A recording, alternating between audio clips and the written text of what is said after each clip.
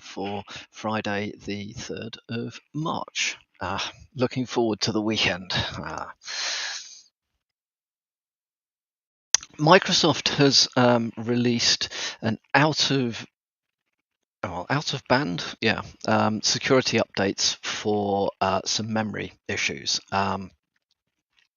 Mapped.io side channel vulnerabilities that were initially disclosed by Intel last year have now been patched. They're tracked under various CVEs, which will be in the article that we'll link to this. Microsoft, however, do recommend that you have a read of their advisories, well, Intel's and Microsoft's advisories, before applying the updates.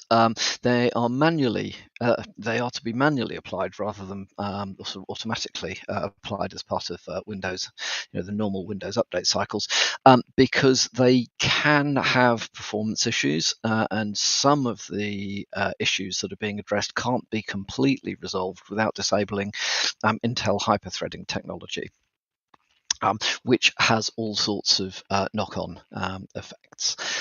So if you're particularly worried about security on your devices, then you need to have a look at these. But bear in mind, these are not simple vulnerabilities to exploit, and the performance impact may be greater than the risk of actually being attacked via this particular set of vulnerabilities. So worth having a look into, worth being aware of. Do your assessments before you apply these, and make sure that they are things that you really need for your environment.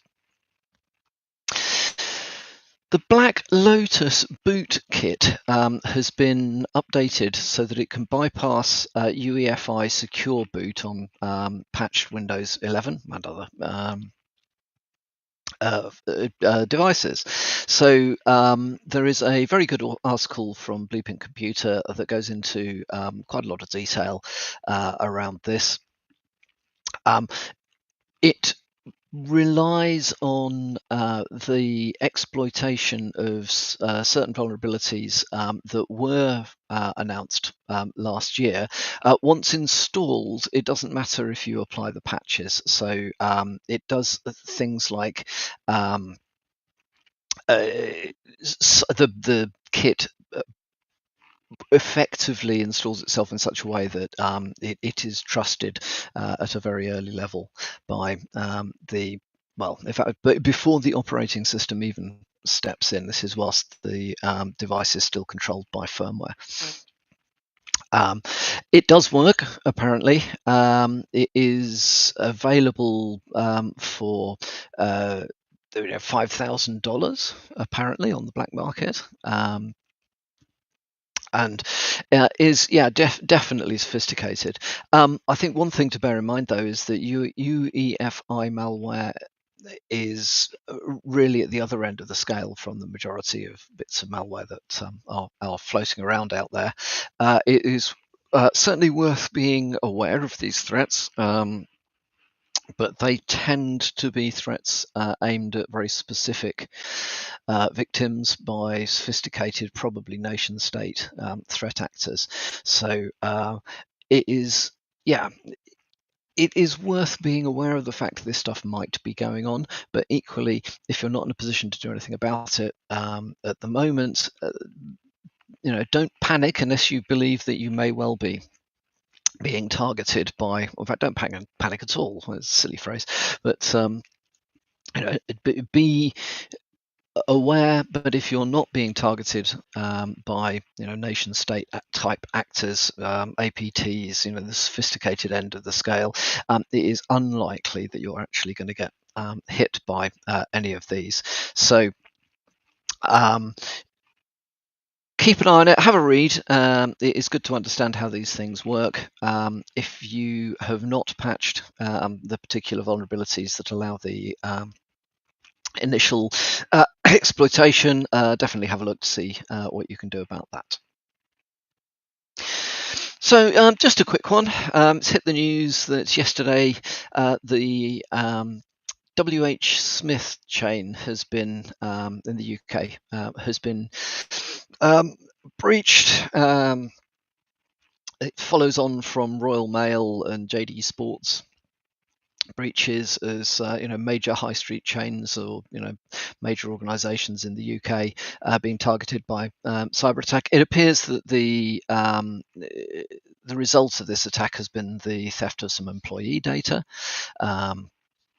Not a great deal of details coming out at the moment, but employee information, names, dates of birth, addresses, national insurance numbers, and so on may well have leaked, which is quite frankly a pain in the arse if you happen to be an employee for WH Smith, because things like your national insurance number are not easy to change, but can be useful in account takeovers and spoofing identities and so on and so forth. It is, there's no really clear indication about what happened. However, there is some indication that it may have been down to outdated controls. There we are.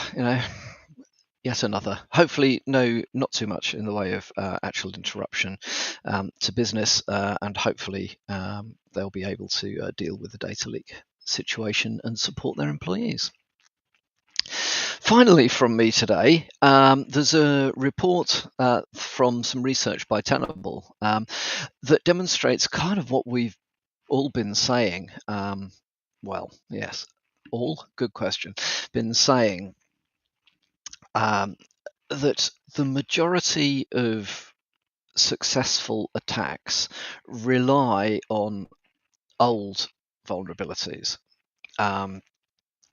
So, known vulnerabilities from 2017 to 2021 were the top 5 exploited vulnerabilities. Log4Shell, Microsoft support tools, Atlassian, Confluence server stuff, Proxy Shell stuff on Microsoft Exchange servers. These are the sorts of things that are actually being exploited. So one of the areas that I think the InfoSec and cyber marketplace gets very badly wrong is that there is a feeling that we have to go and tell our customers they're so bespoke and so everything is so complicated that they need to have need to be thinking about all of these really clever means of attack, and go and write your own use cases in your SIEM, because nobody's like you, nobody has this, nobody is going to be attacking you in the same ways as anybody else, blah blah blah, blah. Well, I reckon something like 80% of attacks use very well-known TTPs, and that if you focus on basic cyber hygiene, you're protected against all of those things. We're talking here about vulnerabilities that have had patches for years. So also bear in mind, even if you are going to be targeted by a sophisticated criminal group, for example, what's the likelihood that they're going to use their latest 0-day on you, when it's quite likely they'll find a means of just exploiting Log4Shell or Proxy Shell or one of the other well-known vulnerabilities that are out there. So if you're monitoring for attempts to breach your organization, for the simple stuff, you may well get indications that people are then going to try and throw more sophisticated stuff at you later if they're really determined. So strongly supports the argument that you need to keep on top of patching, and B, the stuff that'll get you is not the clever stuff. The stuff that'll get you is the stuff that you could have anticipated and you could have prepared for, but unfortunately, a lot of organizations just get swept up with the the shiny widgets and the clever stuff, and never actually get fully on top of the basic cyber hygiene. So that's my grumble for the week over. I hope you all have a really good weekend, and I will speak to you all again on Monday morning.